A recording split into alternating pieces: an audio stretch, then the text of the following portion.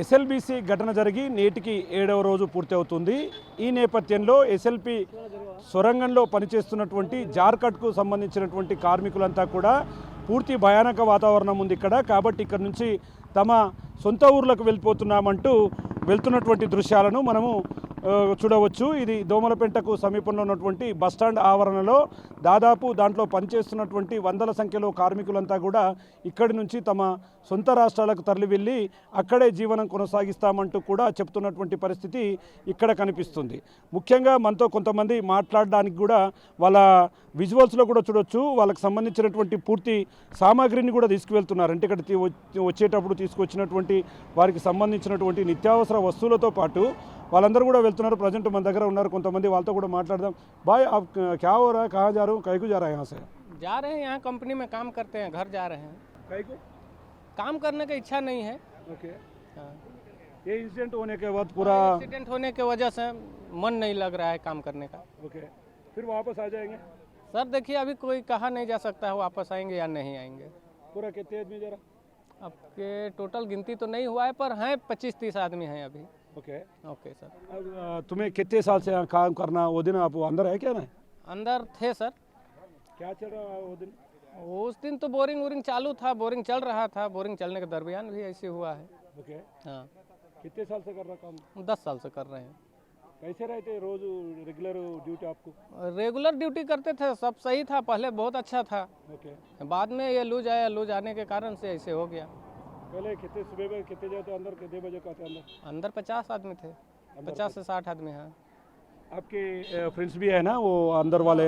अब अंदर रहने वाला आपके फ्रेंड्स भी है ना? हाँ। उसमें कौन कौन है अंदर? अंदर 4 आदमी हैं, हमारे झारखंड से 4 आदमी हैं। ओके। हाँ, जो दबा हुआ है 4 आदमी है झारखंड से, और 2 इंजीनियर हैं और 2 पंजाब से हैं, जम्मू कश्मीर से हैं। आप कंपनी वाला बोल रहा चल के, नहीं तो आपके सीधा से जो जा रहा तुम्हें? हाँ सीधा जा रहे हैं, कंपनी कुछ नहीं बोला, अपने मन से जा रहे हैं। మొత్తంగా చూస్తున్నాం వీళ్ళంతా కూడా ఈ ఘటన జరిగిన తర్వాత మొత్తంగా కొంత భయానక వాతావరణం ఉంది కాబట్టి మేము ఇక్కడ నుంచి వెళ్ళిపోతున్నామని చెప్తున్నారు. మిగతా మా గ్రామాలకు వెళ్ళడంతో పాటు అక్కడే జీవనం కొనసాగిస్తూ బతుకుతామని చెప్తున్నటువంటి పరిస్థితి కనిపిస్తుంది.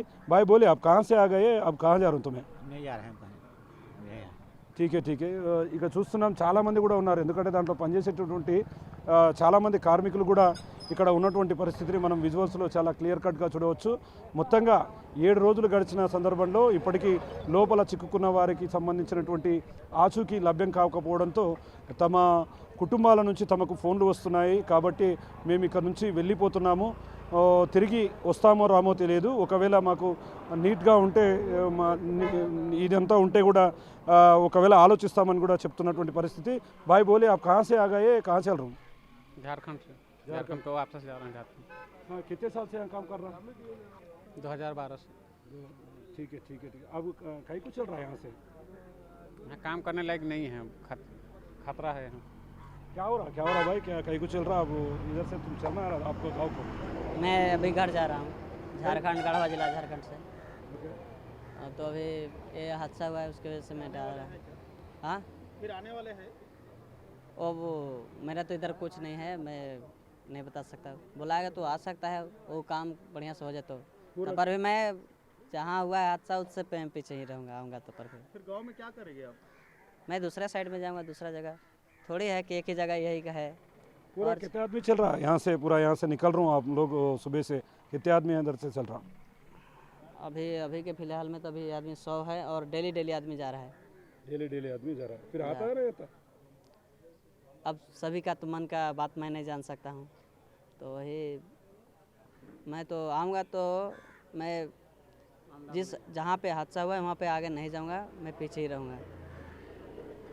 आपका परिवार फ़ोन कर रहा, क्या बोल रहा है? यहाँ आ रूम बोल रहा, नहीं तो वहाँ रकूँ बोल रहा?